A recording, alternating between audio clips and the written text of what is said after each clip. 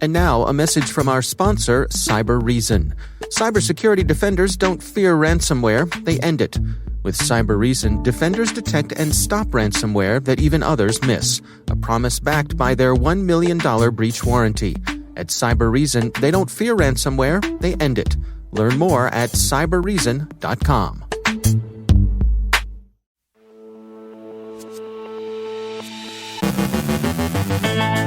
Al-Qaeda online sources cheer the Taliban's ascendancy. The new rulers of Afghanistan are likely to have acquired a good deal of sensitive data, along with political rule and a quantity of U.S.-supplied military equipment. Terrorist watch list data were found in an exposed server, now taken offline. Connections between Gangland and the Russian intelligence. T-Mobile was hacked, but it's unclear what, if any, data were compromised. Joe Kerrigan on fly-trap Android malware compromising thousands of Facebook accounts. Our guest is Liam Omerchu from Symantec on what keeps him up at night. And some personal information was exposed in the Colonial Pipeline incident.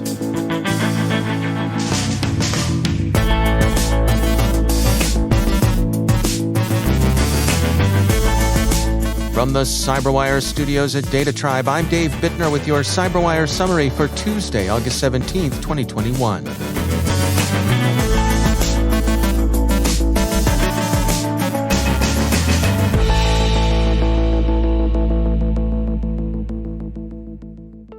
As has been widely foreseen, the Taliban victory in Afghanistan has been generally celebrated in extreme Islamist quarters of the Internet. The Wall Street Journal has an overview of the relevant activity in social media. The faithful remnant of al-Qaeda, an ally the Taliban never repudiated, and a terrorist group that's much diminished, has been particularly prominent in hailing the Taliban conquest of the country, seeing in the fall of Kabul a vindication of their patient endurance. In this case, the inspiration may be at least as important as the prospect of regaining a territorial safe haven. The sad, immediate, and forthcoming human toll of the Taliban's success has rightly dominated coverage of the news from that country, but it's worth mentioning another secondary risk, the threat to sensitive data the events present. CNN reported that on Friday, the U.S. Embassy in Kabul, anticipating trouble, instructed diplomatic staff in the country to destroy sensitive material and anything which could be misused in propaganda efforts. The Washington Post observes that the U.S. probably removed, rendered inaccessible and secure clouds, or simply destroyed data it held as its forces withdrew. Emergency destruction can take many forms, including consumption by fire, and government offices, particularly those in the Departments of State and Defense, have long given thought about how to dispose of sensitive material quickly. But it can be difficult to destroy all the sensitive data, and it seems almost inevitable that some material will have been overlooked or lost. That's to say nothing of the large amounts of information the U.S. shared with the now-deposed Afghan government. These are now, for the most part, almost certainly in Taliban hands, along with quantities of military equipment also seized in the general collapse. We mentioned the Post's note that the U.S. held a great deal of its data in cloud as opposed to local storage, and while that would seem to provide a margin of security during an evacuation, the cloud can also be leaky. An unrelated incident shows how not all sensitive data governments hold in clouds are held securely. On July 19th, researcher Bob Dychenko found an FBI-administered terrorist screening center watch list exposed online, and that day reported his discovery to the U.S. Department of Homeland Security. The exposed server was taken down on August 9th. Researchers at Analyst One, a threat intelligence shop headquartered in Reston, Virginia, just across the Potomac River from Washington, D.C., outline what they've found with respect to the Russian government's toleration and enabling of ransomware gangs. The firm says it's established connections between Russia's SVR and FSB, both successor agencies of the Soviet KGB, and some well-known gangs. They're said to have employed individual criminals and their organizations in its operations. The FSB, Analyst One says, employed one ransomware gang and a second criminal group that specialized in banking malware. They've also seen code similarities between Ryuk ransomware and the Sido espionage tool, which suggests some cross-fertilization between Gangland and Russian intelligence services. Sido was also used to collect data from the SWIFT banking system. Operationally, the researchers perceive connections between the Evil Corp gang and the Silverfish APT implicated, along with Cozy Bear, in the 2020 exploitation of solar winds. Several of the figures mentioned in dispatches will be familiar. Take one, Yevgeny Mikhailik Bogachev, a well-known Russian cybercriminal associated with the Zeus malware and indicted by the U.S. on multiple counts in 2012. Mr. Bogachev has, Analyst 1 concludes, prepared a new version of Zeus malware to infect government and military targets, including intelligence agencies affiliated with Ukraine, Turkey, and Georgia. Since his indictment, Mr. Bogachev has resided comfortably on the lam at home with his tracksuits and exotic cats as he remains out of the FBI's reach, by some reports genteelly rusticated to his backsea yacht. Bogachev's colleagues in the business club went on to organize, Analyst 1 says, Evil Corp, and that gang has effectively worked as a privateer for Moscow's security and intelligence organs. T-Mobile confirms that it was indeed the subject of a cyber attack, Vice reports, but the mobile provider is still investigating whether customer data were compromised in the incident.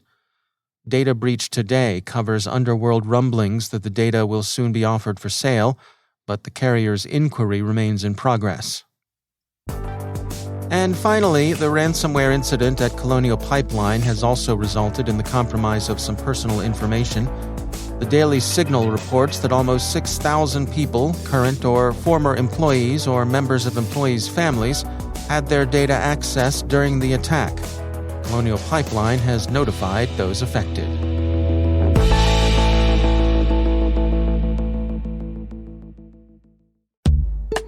It's time to take a moment to tell you about our sponsor, Recorded Future. If you haven't already done so, take a look at Recorded Future's Cyber Daily. We look at it. The CyberWire staff subscribes and consults it daily. The web is rich with indicators and warnings, but it's nearly impossible to collect them by eyeballing the internet yourself, no matter how many analysts you might have on staff, and we're betting that however many you haven't got enough. Recorded Future does the hard work for you by automatically collecting and organizing the entire web to identify new vulnerabilities and emerging threat indicators. Sign up for the Cyber Daily email to get the top trending technical indicators crossing the web. Cyber news, targeted industries, threat actors, exploited vulnerabilities, malware, and suspicious IP addresses. Subscribe today and stay ahead of the cyber attacks. Go to recordedfuture.com/cyberwire to subscribe for free threat intelligence updates from Recorded Future. And we thank Recorded Future for sponsoring our show.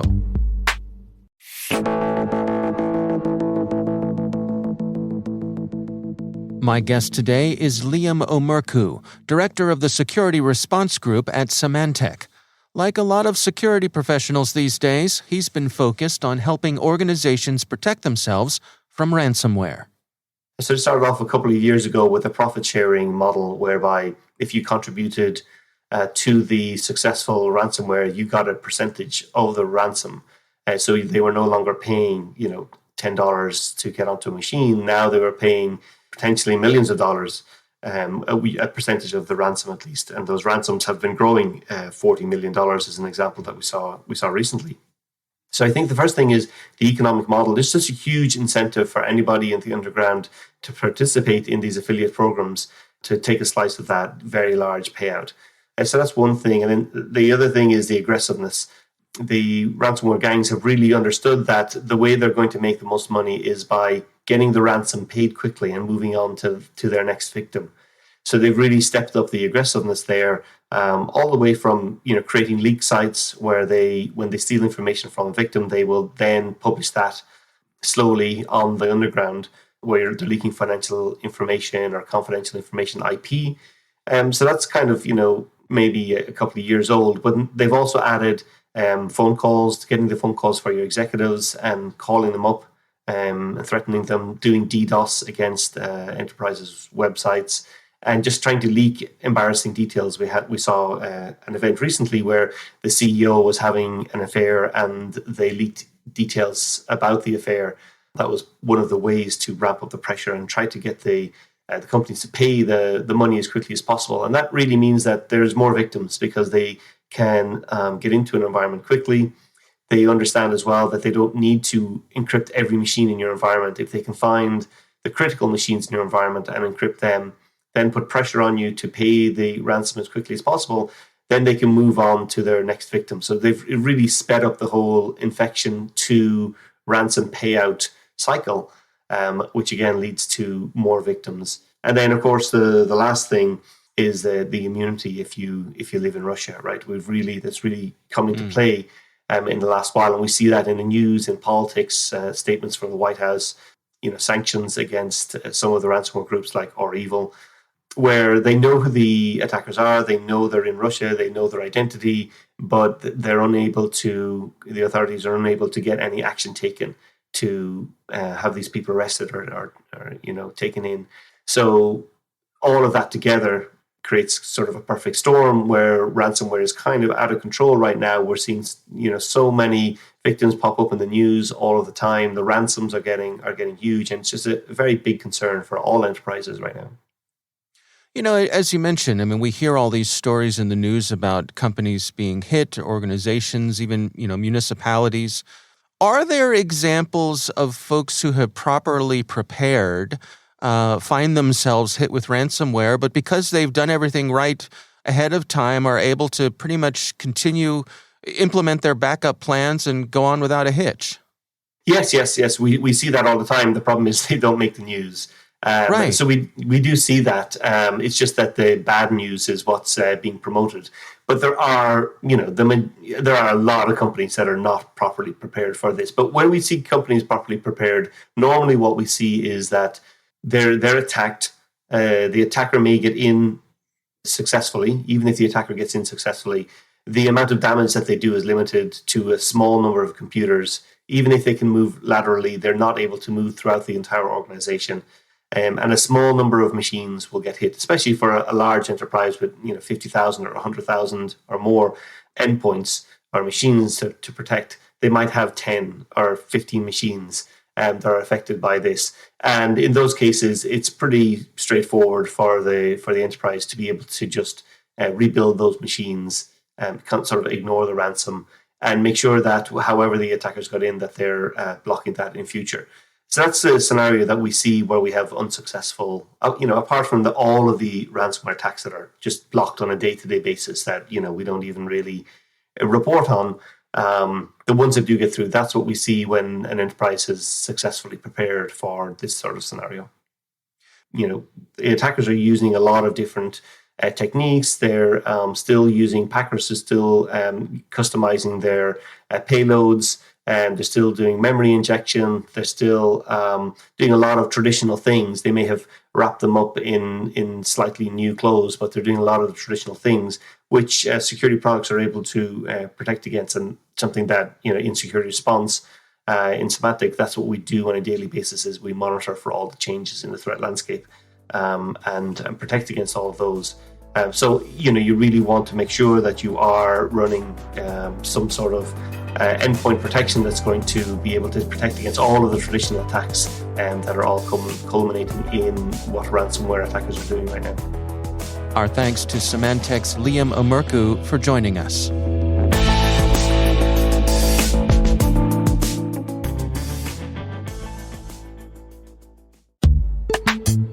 And now, a word from our sponsor, KnowBe4.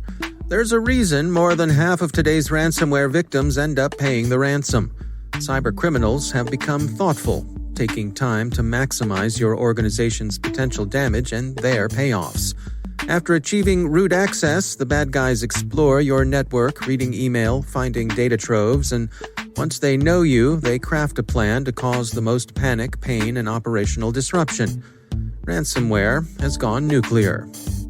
The folks at KnowBe4 have an upcoming webinar that'll get you up to speed on ransomware. In this webinar, you'll find out why data backups, even offline backups, won't save you, why ransomware isn't your real problem, and how your end users can become your best last line of defense. Go to knowbefore.com/ransom to learn more about the webinar. That's knowbefore.com/ransom. And we thank KnowBefore for sponsoring our show.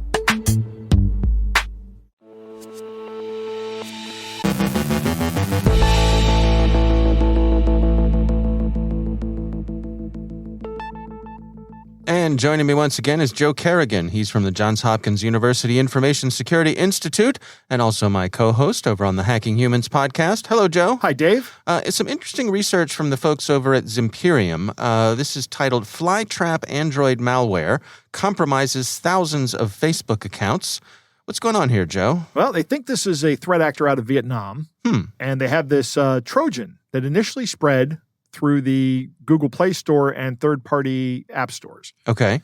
And the hook was a coupon app, right? Oh, okay. Get some coupons, like get some free Netflix, or maybe get some Google AdWords coupon codes. Okay. Or there was also the opportunity to vote for your favorite soccer team. I mean, all right. I don't know who has favorite soccer teams.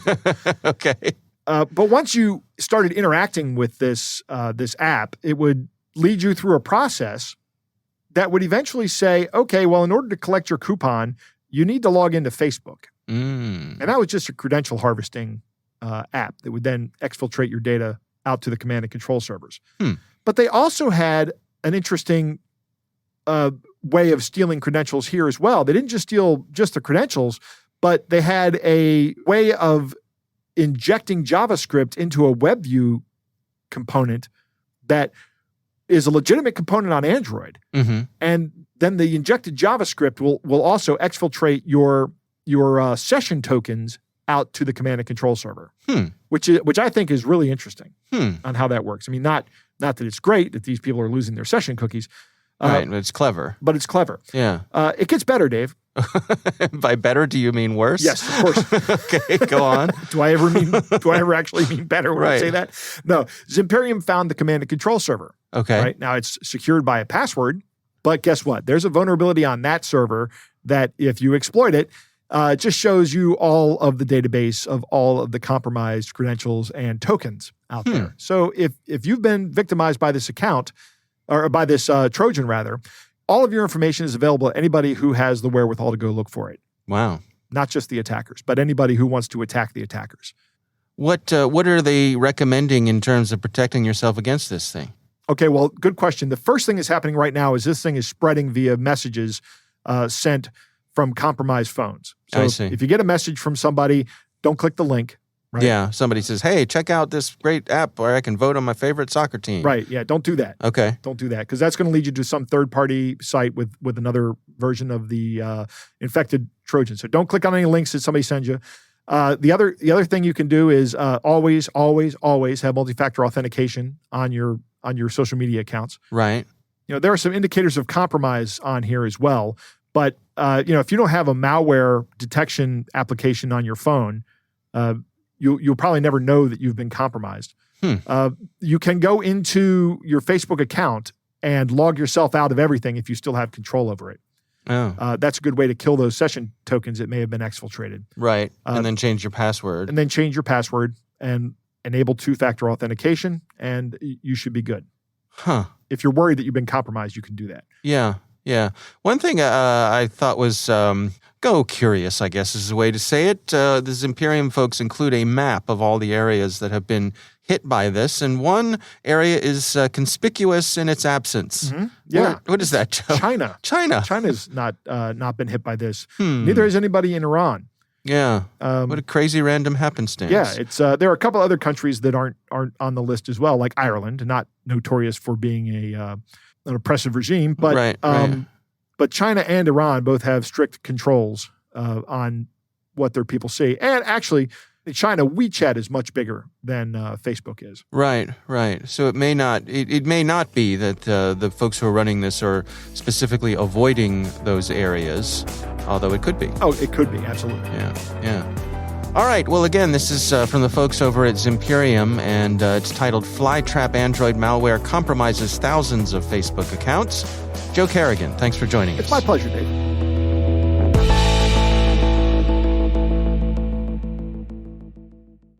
Thanks to all of our sponsors for making the CyberWire possible. If your company would like to reach 250,000 unique listeners every month, send us a note at thecyberwire.com/sponsor.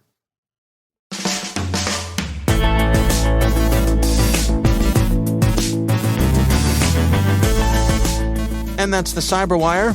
For links to all of today's stories, check out our daily briefing at thecyberwire.com.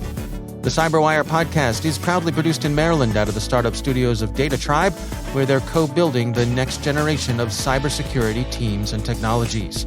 Our amazing CyberWire team is Elliot Peltzman, Trey Hester, Peru Prakash, Justin Sabi, Tim Nodar, Joe Carrigan, Carol Terrio, Ben Yellen, Nick Valecki, Gina Johnson, Bennett Moe, Chris Russell, John Petrick, Jennifer Iben, Rick Howard, Peter Kilpie, and I'm Dave Bittner. Thanks for listening. We'll see you back here tomorrow.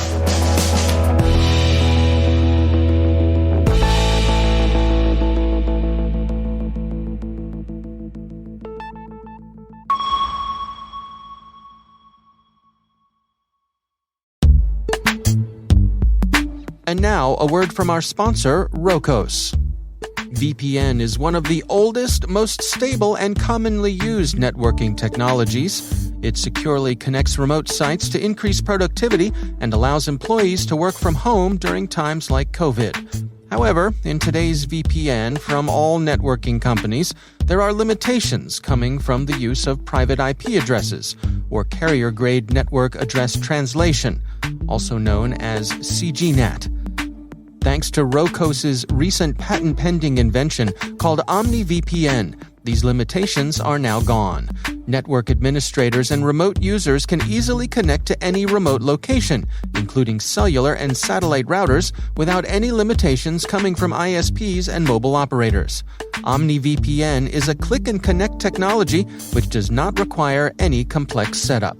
Even companies without an IT department can easily set up OmniVPN in minutes. OmniVPN is available on all Rokos core appliances, which are cloud-managed and provide automatically updated cybersecurity and real-time alerts. For more information, please visit Rokos.com. That's ROQOS.com. And we thank Rokos for sponsoring our show.